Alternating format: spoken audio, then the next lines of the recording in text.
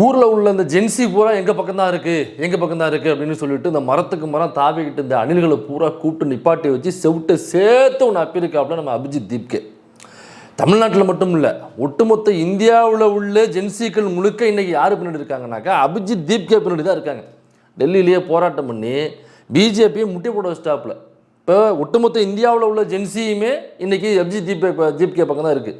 அந்த அபிஜித் தீப்கே யார் பக்கம் இருக்காருனாக்கா திமுக பக்கம் இருக்காரு அப்படிங்கிறது நாம சொல்லலை, அபிஜித் தீப்கேவே சொல்லியிருக்கிறாப்புல.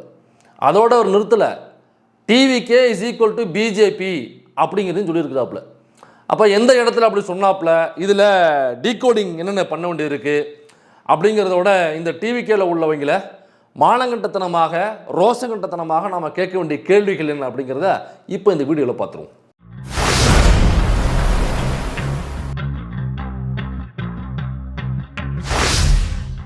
क्योंकि क्यों किसी को आंदोलन करने से रोकना चाहिए, ये तो फंडामेंटल राइट है, ये डेमोक्रेटिक राइट है। तो ऐसे ऑर्डर्स तो मतलब कहीं ना कहीं दिखाते हैं कि आपको लोगों से डर लग रहा है, जो लोग अपनी बात रखे उससे डर लग रहा है, तो ऐसे तो ऑर्डर्स नहीं आने चाहिए। और उन्होंने இந்த வீடியோவில் அந்த பத்திரிகையாளர் என்ன கேட்குறாருன்னா, அபிஜித் தீப்கே அவர்களே, நீங்கள் பண்ண சிஜேபி ப்ரொட்டஸ்ட்டுக்கு தமிழ்நாட்டில் உள்ள முக்கிய மந்திரிகள்லாம் அங்கே உள்ள மாணவர்களை அந்த ப்ரொட்டஸ்ட்டில் கலந்துக்கக்கூடாது அப்படின்னு சொல்லி அங்கே ஒரு சுற்றறிக்கை அனுப்பிச்சிருக்காங்களே, அதை பற்றி என்ன நினைக்கிறீங்க அப்படின்னு கேட்கும்பொழுது அபிஜித் தீப்கே சொல்கிறாப்புல, இது ஜனநாயக ரீதியாக மாணவர்களுக்கு உள்ள உரிமை, இது இந்த ஜனநாயகத்தை பறிக்கிற கட்சி எதுவாக இருந்தாலும் அவங்க பாசிசம். அப்போ பிஜேபியினுடைய ஃபுட் சோல்ஜராக டிவிகே செயல்படுகிறதா அப்படிங்கிறத கேள்வியாக கேட்டிருக்காப்புல. அப்போ டிவிகே பிஜேபியினுடைய ஃபுட் சோல்ஜர் அப்படிங்கிறத அவர் மென்ஷன் பண்ணி பேசுகிறாப்புல. அது மட்டும் இல்லை, இன்னொரு ஒரு இடத்துல வேற ஒன்று பேசியிருக்காப்புல, அதையும் நீங்கள் பார்த்துருங்க. கிச்சா देश का बेस्ट चीफ मिनिस्टर अब तक का आप किसे मानते हैं? तमिलनाडु के सीएम कौन थे अभी? स्टालिन। एमके स्टालिन इकोनॉमी काफी अच्छी करी थी उन्होंने। இந்த கட்டில் அபிஜித் தீப்கே என்ன பண்ணியிருக்காருனாக்கா, அதாவது ஒட்டுமொத்த இந்தியாவிலையுமே உங்களுக்கு பிடிச்ச சிஎம் யார் அப்படின்னு கேள்வி கேட்குறாங்க. எம்கே ஸ்டாலின் அவர்களை பிடிக்கணும், முதல் பேரை ஸ்டாலின் அவர்கள் பேரை சொல்கிறாப்புல. இது ஏன்னா தமிழ்நாட்டினுடைய பொருளாதாரத்தை அவர் நல்லா உயர்த்தி வச்சிருக்கிறாரு. அங்கே உள்ள தனிநபருடைய வருமானத்திலேருந்து அந்த குடும்பத்தினுடைய பொருளாதார சூழல் எல்லாத்தையும் கடந்த 5 வருஷத்தில் அவர் வேற ஒரு இடத்துக்கு நகர்த்தி கொண்டு போய் வச்சிருக்கிறாரு. அதனால் எம்கே ஸ்டாலின் அவர்கள் ஒட்டுமொத்த இந்தியாவிலையும் பெஸ்ட் சிஎம் அப்படிங்கிறாப்புல. ஸ்டாலின் அவர்களை மட்டும் சொல்லலை, அவர் சொன்னது மொத்தம் 3 பேருடைய பேரை சொல்கிறாப்புல. ஸ்டாலின் அவர்கள், அப்புறம் பினராயி விஜயன் அவர்களை சொல்கிறாப்புல. ஏன் பினராயி விஜயன் சொல்கிறாருன்னா, பினராயி விஜயன் அவர்கள் வந்து கேரளாவில் கல்வி அப்புறம் மருத்துவம் இதில் அதிகமாக கவனம் செலுத்தியிருக்கிறாரு, அதனால பெஸ்ட் சிஎம்ல அவரையும் சேர்த்துக்கலாம் அப்படின்றாரு. 3ஆவதாக சொன்ன பேர் நம்ம அரவிந்த் கெஜ்ரிவால் பேரை சொல்கிறாப்புல. அவர் எனக்கு டெல்லியில் அந்த மருத்துவ கட்டமைப்பு அப்புறம் அந்த குடிநீர் சம்பந்தமாக இந்த மாதிரி நிறைய ஒரு ஃபோக்கஸ் பண்ணது ஒரு சிறந்த முன்னுதாரணம். அதனால் ஒட்டுமொத்த இந்தியாவிலையுமே பெஸ்ட் சிஎம் அப்படின்னாக்கா எம்கே ஸ்டாலின், பினராயி விஜயன், அரவிந்த் கெஜ்ரிவால், இந்த 3 பேரை மட்டும் தான் நான் சொல்லுவேன் அப்படின்னு சொல்லியிருக்காப்புல. எந்த இடத்துலையுமே பிஜேபியில் உள்ள சிஎம் பேரையோ பிஜேபிங்கிற பெயரையோ அவர் சொல்லவே இல்லை. அது மட்டும் இல்லை, காங்கிரஸோட பேரையும் சொல்லலை. நல்லா நீங்கள் யோசிச்சு பாருங்க, கேரளாவில் இப்போ ரூலிங்கில் இருக்கிறது காங்கிரஸ், சதீசன் அவர்களை தான் சிஎம்மாக இருக்காப்புல. அப்போ சதீசன் அவர்களுடைய ஆட்சி நல்லாட்சியாக இருந்துருச்சுனாக்கா, காங்கிரஸுடைய ஆட்சி நல்லாட்சியாக இருந்துருச்சுன்னா அந்த பெஸ்ட் சிஎம் வரிசையில் சில மாநிலங்களில் காங்கிரஸ் இருக்காங்கல்ல, ஆட்சியில் இருக்காங்கல்ல, அந்த மாநிலத்தில் உள்ள ஏதோ ஒரு சிஎம் உடைய பேரையாவது சொல்லியிருந்துருக்கணுமா இல்லையா? ஏன்னா பிஜேபிக்கு ஆப்போசிட்னா காங்கிரஸ் அப்படின்னு தான் இருக்குது. அப்போ பிஜேபியை சிஜேபிக்கு பிடிக்காது, அபிஜித் தீப்கேக்கு பிடிக்காது. ஏன்னா பிஜேபிக்கு எதிராக ஆரம்பிக்கப்பட்ட கட்சி தான் சிஜேபி, காக்ரோச் பார்ட்டி. உங்களுக்கே தெரியும், இந்த காக்ரோச் வேலை இல்லாத பசங்கள்லாம் காக்ரோச் மாதிரி இந்த இளைஞர்கள் இருக்கிறாங்க அப்படின்னு சொன்னதை விட்டு தான் காக்ரோச் ஜனதா பார்ட்டி அப்படின்னு ஆரம்பிக்கிறாங்க. அப்போ பிஜேபியோடைய சிஎம் உடைய பேரை சொல்லலை அப்படிங்கிறதுல லாஜிக் இருக்குது, நமக்கு அது புரியுது. ஆனால் காங்கிரஸினுடைய பேரையும் ஏன் சொல்லலை? அவர் பிஜேபிக்கு எதிராக கட்சி ஆரம்பிக்கிறாரு. அப்போ காங்கிரஸில் உள்ள ஏதோ ஒரு சிஎம் பேரை சொல்லியிருந்துருக்கும்ல, சதீசன் பேரையோ அல்லது வேற ஏதோ ஒரு சிஎம் உடைய பேரையோ சொல்லி காங்கிரஸையும் இந்த கோட்டுக்குள்ளே கொண்டாந்து நிப்பாட்டினா தான் ஓகே, பிஜேபிக்கு எதிராக இவங்கெல்லாம் இருக்காங்க அப்படின்னு அபிஜித் தீப்கேவே ஒத்துக்கிறதாக அர்த்தம் அது. ஏன்னா ஒட்டுமொத்த இந்தியாவில் உள்ள ஜென்சிக்கள் மட்டும் இல்லை, யாரெல்லாம் இங்கே ஒரு ஜனநாயக ஆட்சி வரணும், மக்களுக்கு ஒரு நல்லது நடக்கணும் அப்படின்னு நினைக்கிறாங்களோ அவங்க எல்லாருமே அபிஜித் தீப்கேவுடைய போராட்டத்துக்கு ஆதரவு தெரிவித்தாங்க. அப்போ அபிஜித் தீப்கேவே யாரை இங்கே அங்கீகரிக்கிறாரு பெஸ்ட் சிஎம்னு அவர் யார் நினைக்கிறாருன்னா ஸ்டாலின், அப்புறம் சிபிஎம் கட்சியினுடைய பினராயி விஜயன் அவர்கள், அரவிந்த் கெஜ்ரிவால் அவர்கள். பிஜேபி பேரை சொல்லலை, காங்கிரஸ் பேரை சொல்லலை, டிவிகே விஜய் பேர் அவர்களையும் சொல்லலை. இப்போ டிவிகேவை என்னவாக உருவச்சு? ஏன்னாக்கா இவங்க காங்கிரஸ் பேரை ஏன் சொல்லலை அப்படின்னா, இந்த ராகுல் காந்தி மாதிரியான ஒரு ஒரு என்ன சொல்கிறது, ஒரு 2 ஸ்டார் போட்டுங்க, கடைசி வார்த்தை சா போட்டுங்க, அது என்ன வார்த்தைங்க நீங்களே ஃபில் பண்ணிங்க. அப்படியாப்பட்ட ஒரு ஆளை நீங்கள் பார்க்கவே முடியாது. ஏன்னா இந்த போராட்டம் சிஜேபி போராட்டம் போயிட்டு இருக்கு டெல்லியில், இந்த ஜந்தர் மந்திரில் மிகப்பெரிய அளவில் லட்சக்கணக்கான மாணவர்கள் இளைஞர்கள் கூடியிருக்கிறாங்க. தினம் தினம் கூட்டம் அலையாக வந்து சேர்ந்துக்கிட்டே இருக்கு. பிரகாஷ் ராஜ் போகிறாரு, அப்புறம் நம்ம மும்பையிலேருந்து சில நடிகர்கள் இருக்காங்க, நடிகை கூட போனாங்க, பேர் மறந்துட்டு அவங்க எல்லாம் போய் ஆதரவு தெரிவிக்கிறாங்க, உட்காந்துருக்குறாங்க, இதெல்லாம் பண்ணுறாங்க. அந்த மாணவர்கள் அதை கொண்டாடுறாங்க, அந்த மாணவர்களோட அந்த போராட்டத்தை முன்னெடுக்கிறாங்க. ஆனால் அந்த ராகுல் இருக்கார் பாருங்க, இந்த ராகுல் பப்பு என்ன பண்ணுறாப்புலாம், ஒன்று நீ அங்கே டெல்லியில் தான் நடக்குது, நீ டெல்லியில் தானே இருக்க, இப்போ இதை விட வேற என்ன புடுங்குற வேலைன்னு நான் கேட்குறேன். இந்த போராட்டத்தை நீங்கள் ஆதரிப்பது, அந்த மாணவர்கள் உட்காந்து பேசுவது, அடுத்த கட்டம் என்ன பண்ண போறீங்கன்னு வாதிப்பது, இதை விட வேற என்ன நீங்கள் டெல்லியில் பிடிங்கிட்டு உட்காந்துருக்கீங்கன்னு நான் கேட்குறேன். இல்லை கோழிக்கு மயிறு எனக்கு பிடிங்கிட்டு உட்காந்துருக்கீங்களா?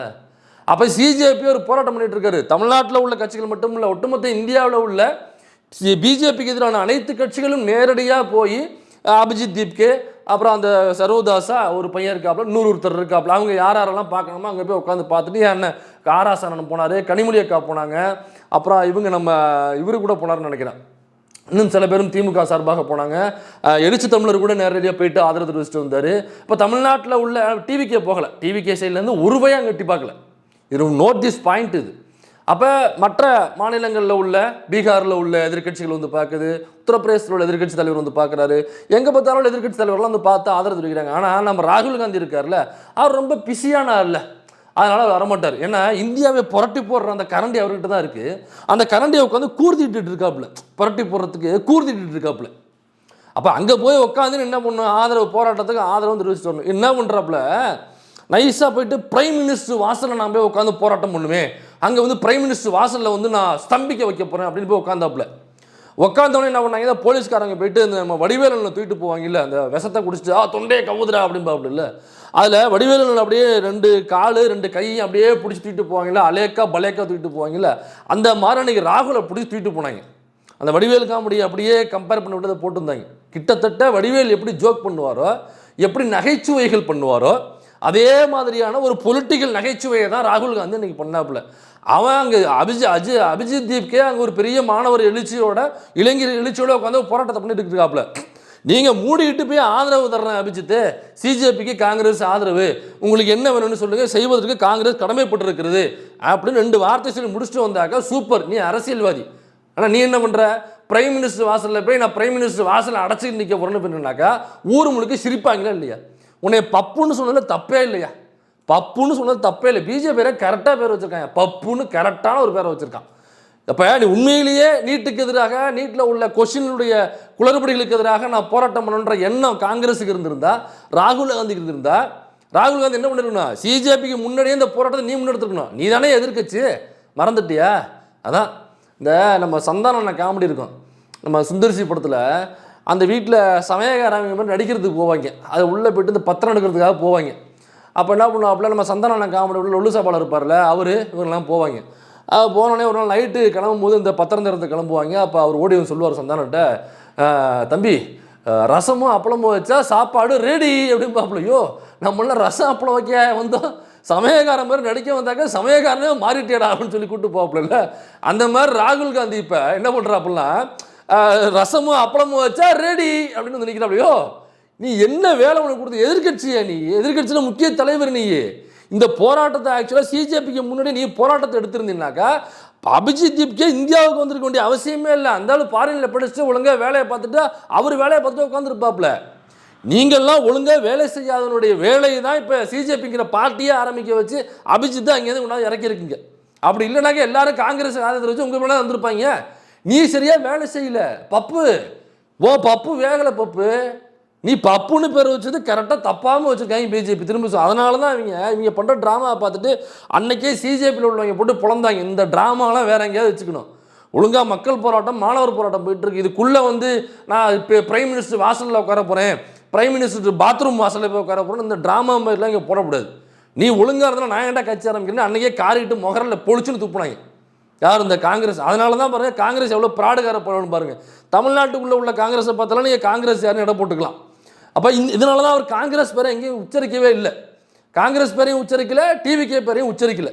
இப்போ டிவிகே இஸ் ஈக்குவல் டு பிஜேபின்னு சொன்னாலும் ஃபஸ்ட்டு வீடியோ அதில் என்ன சொல்கிறாப்புன்னா, அந்த சிஜேபி போராட்டத்துக்கு மாணவர்களோட ஒத்துழைப்பு இருக்கக்கூடாது அப்படின்னு தமிழ்நாட்டில் சுற்றறிக்கை போணுச்சு இல்லைங்களா. அப்புறம் போராடினவங்களை கைது பண்ணாங்களா, அதை பற்றி தான் கேட்குறாங்க. அப்போ ஜனநாயகத்துக்கு எதிராக இருந்தால் அவங்க பிஜேபியோட ஃபுட் சோல்ஜர் தான் அப்போ அவங்க பிஜேபியினுடைய ஃபுட் சோல்ஜராகவும் அவங்களுடைய மவுத் பீஸாகவும் டிவிக்கு இருக்கிறதா அப்படிங்கிறத தூக்கி போட்டு நாம் பேசிகிட்டு இருந்தோம்ல. உங்களுக்கு புரியுற மாதிரியே சொல்கிறேன். டிவிகே இஸ் ஈக்குவல் டு பிஜேபிங்கிறத அபிஜித் தீப்கே அவர் பாணியில் சொல்லிட்டாப்ல. TVK is equal to BJP அப்படின்னு.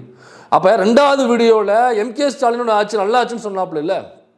அப்போ ஏன் நல்லாச்சுன்னு சொல்லியிருக்கணும்? அவர் ஒருவேளை திமுக பிஜேபியுடன் இணக்கமாக இருக்கிறது அப்படிங்கிறது உண்மையாக இருந்தால், பிஜேபியுடன் திமுக மறைமுக டீலிங்கில் இருக்கிறது அப்படிங்கிறது உண்மையாக இருந்தால், அபிஜித் தீப்கே எப்படி வந்து எம்கே ஸ்டாலின் சிறப்பான ஆட்சி கொடுக்குறாரு அப்படி சொல்லுவாப்புல.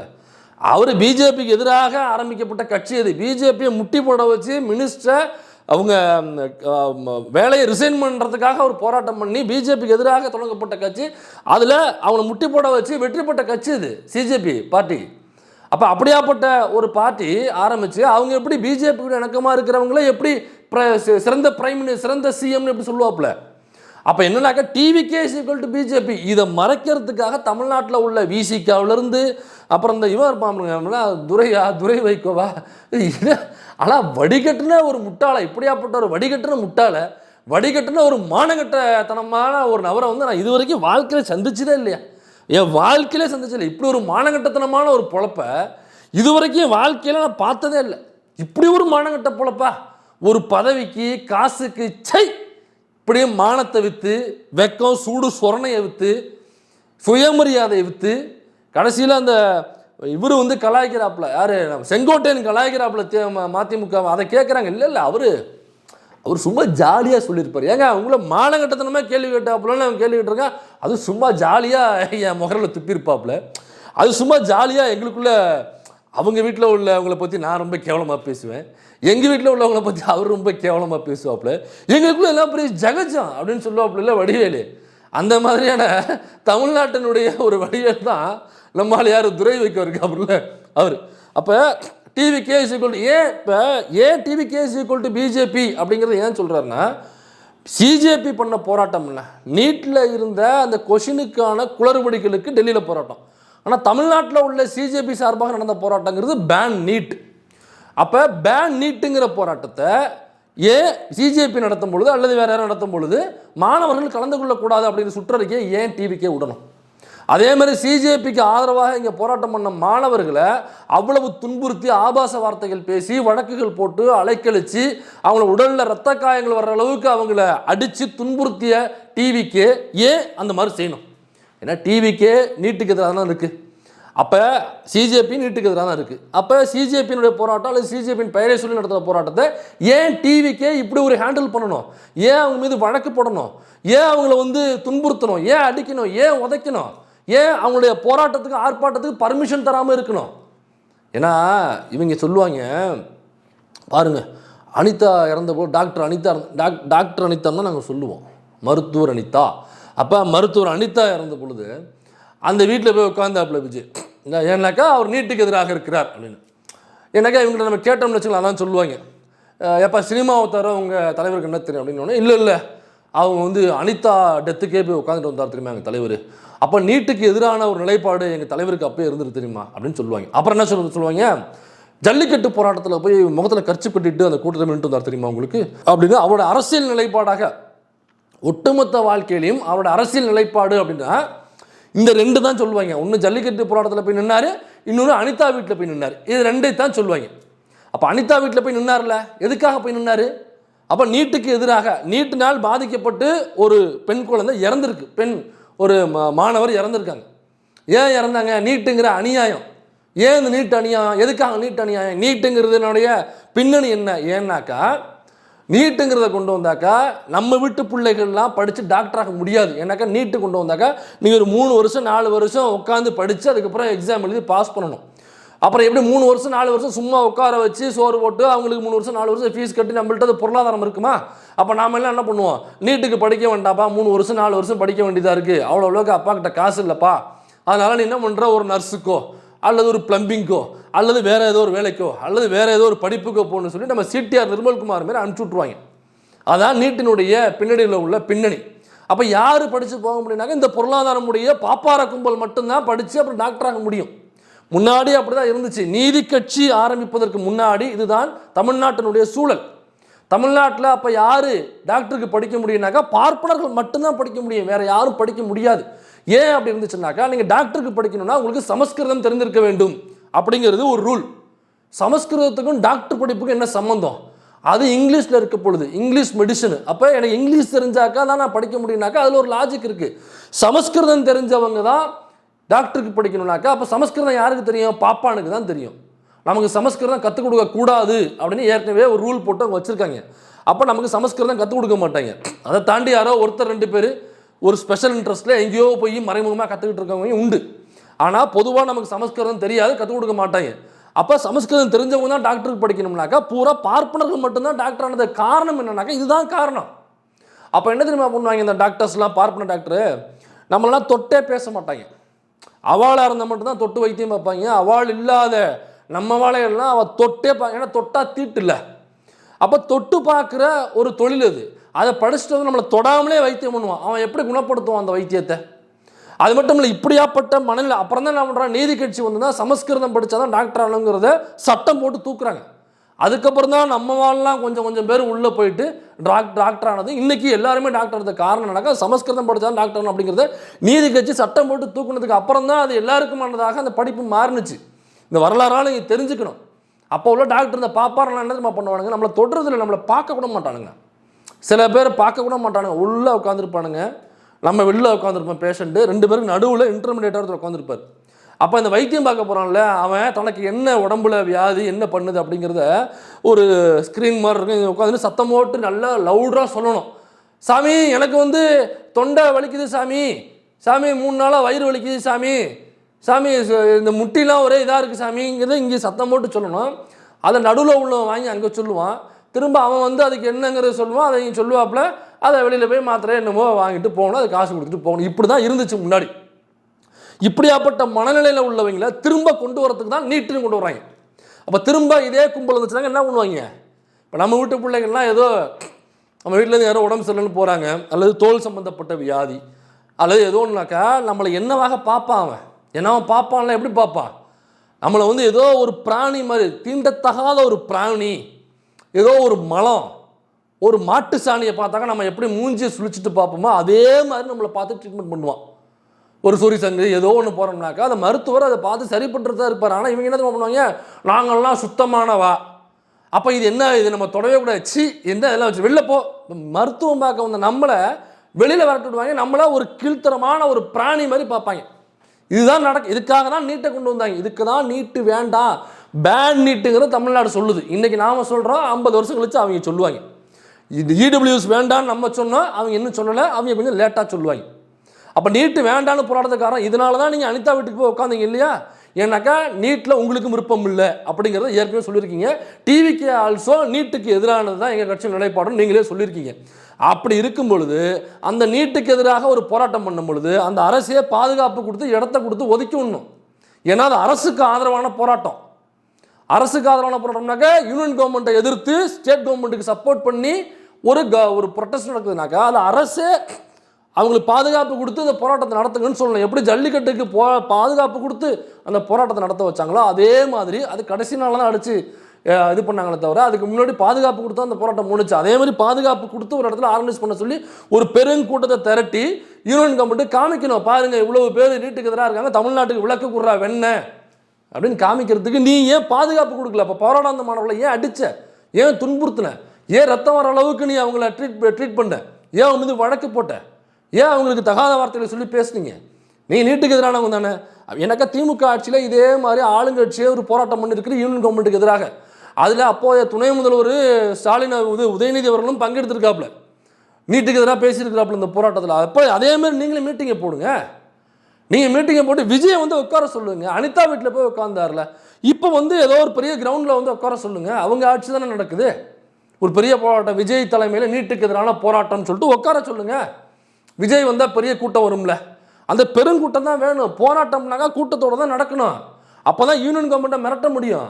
அப்போ உண்மையிலே நீட்டுக்கு எதிராக அவர் இருக்கிறாரு அப்படிங்கிறது உண்மையாக இருந்துச்சுன்னா விஜய் தலைமையில் ஒரு கூட்டத்தை போட சொல்லுங்கள். கூட்டத்தை போட்டு இந்த கூட்டத்தை காமிச்சு மிரட்ட சொல்லுங்கள். ஆளுநர் வந்து ஏற்கனவே போட்ட தீர்மானத்துக்கு பதில் கொடுக்க மாட்டேங்கிறாரு அப்படின்னாக்கா ஆளுநர் மாளிகை வாசலில் விஜய் போய் உட்கார சொல்லுங்க. உட்காந்தாக்கா லட்சக்கணக்கான தொண்டர்கள் திரண்டு வந்துருவீங்கல்ல. அப்போ வந்தாக்கா ஆளுநர் மிரண்டு போக போறாரு. அந்த தீர்மானத்துக்கு என்னென்னு பார்த்து கையெழுத்து போட போறாரு அந்த மசோதாவுக்கு. அவ்வளோதானே, சோழி முடிஞ்சிருச்சு. இல்லைனாக்கா இங்கேருந்து அங்கே கூப்பிட்டு சொல்ல போகிறாரு, டெல்லியில் என்னென்னு ரெஸ்பாண்ட் பண்ண போகிறாங்க. அதனால் நமக்கு வேணும். உண்மையிலே நீட்டுக்கு எதிரானவனாக்கா அது பண்ணியிருக்கணுமா இல்லையா? ஏன் பண்ணல? நீட்டுக்கு இடபிள்யூஎஸ்க்கும் எதிரான ஒரு வாகன பிரச்சாரத்தை தீகா முன்னெடுக்குது. அங்கே ஒரு 200 போலீஸை தீகா வாசலில் இறக்கி விட்டு அந்த வாகன பிரச்சாரம் பண்ணக்கூடாதுன்னு சொல்லி அன்னைக்கு அவங்கள ஏகப்பட்ட டார்ச்சர். அது மட்டும் இல்லை, தீகா வந்து திருநெல்வேலியில் ஒரு மாநாடு, ஐயா ஆசிரியர் தலைமையில் மாநாடு, அந்த மாநாட்டுக்கு அவங்க அனுமதி தரல. இவங்க தான் பெரியாருடைய பேரர். பெரியாருடைய பேரர் தீகா. ஏங்க அரசுக்கு ஆதரவாக ஒரு வாகன பிரச்சாரங்க, அது அரசு அனுமதி கொடுத்து அனுப்பணுமா இல்லையா? ஏன் அதுக்கும் நீங்கள் அனுமதி கொடுக்கல? அப்போ இவங்க நிலைப்பாடு என்னன்னாக்கா நீட்டுக்கு எதிரானதான் ஒரு நிலைப்பாடு. அதை வெளியில் சொல்ல முடியாது அவங்களால.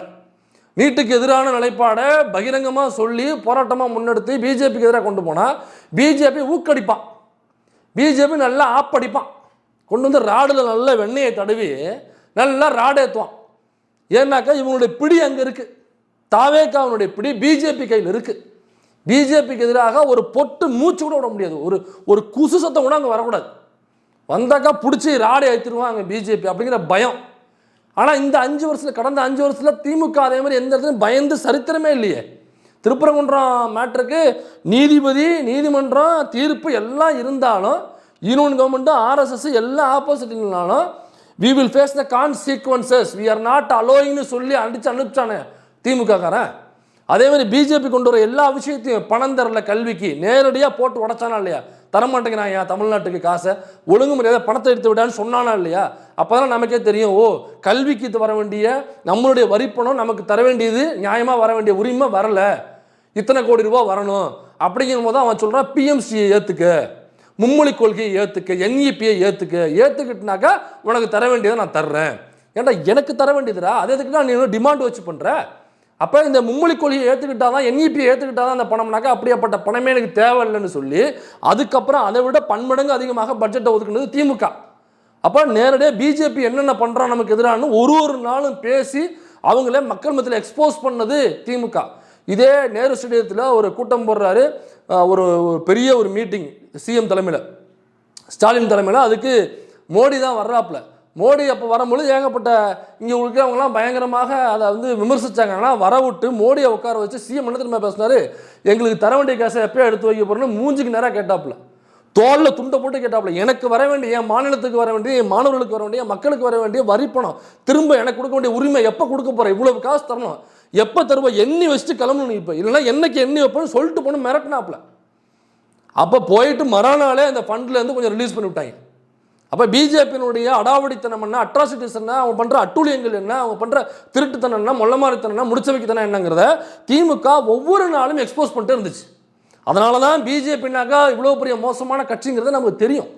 ஆனால் பாருங்கள், இந்த 100, 110, 120 நாள் வந்துருச்சு இல்லை, எங்கேயாவது ஒரு இடத்துலையாவது பிஜேபி இந்த மாதிரி தமிழ்நாட்டுக்கு பண்ணுச்சுன்னு ஒரு இடத்துல ஒரு மூச்சு விட்டுருப்பாங்களா, ஒரு குசு விட்டுருப்பாங்களா அவங்க பிஜேபிக்கு எதிராக?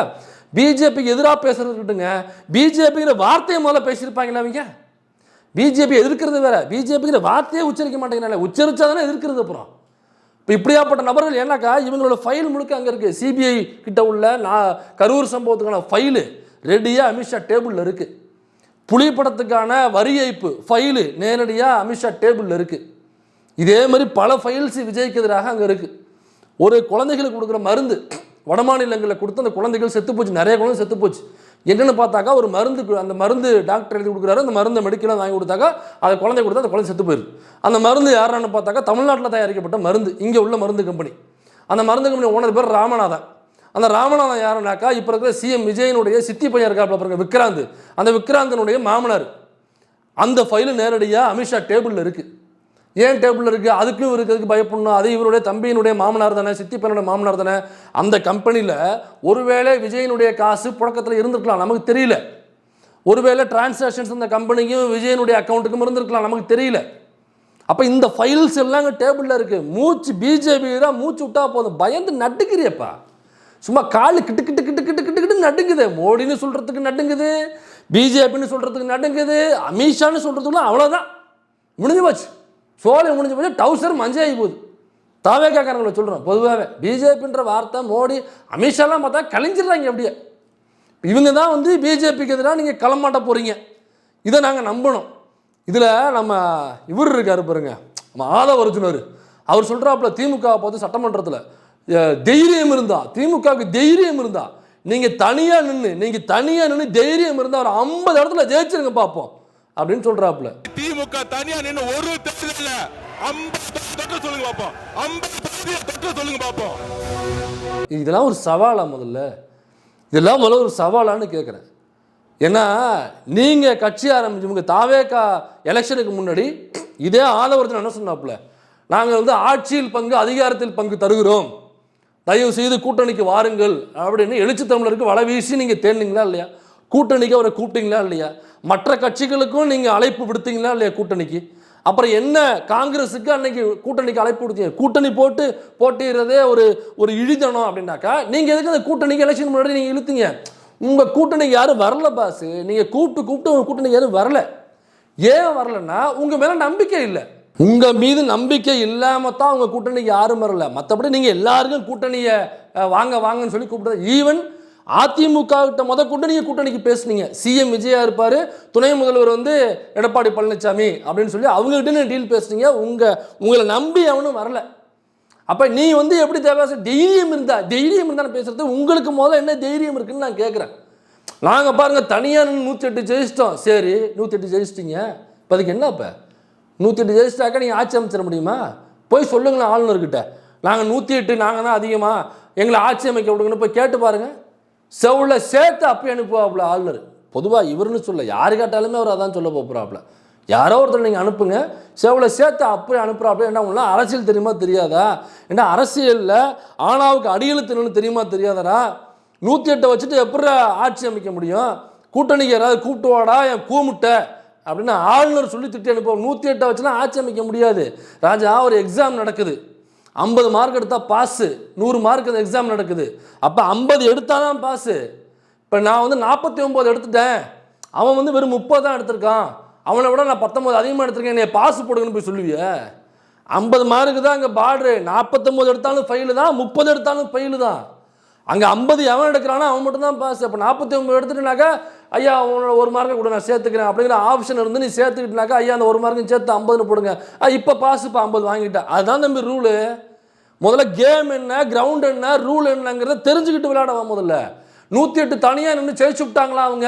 அதனால் நாங்கள் எடுத்த மாதிரியா நீ தனியாக தைரியம் இருந்தா தைரியம். சரி நான் அவங்ககிட்ட ஒரு சவால் விடுறேன்.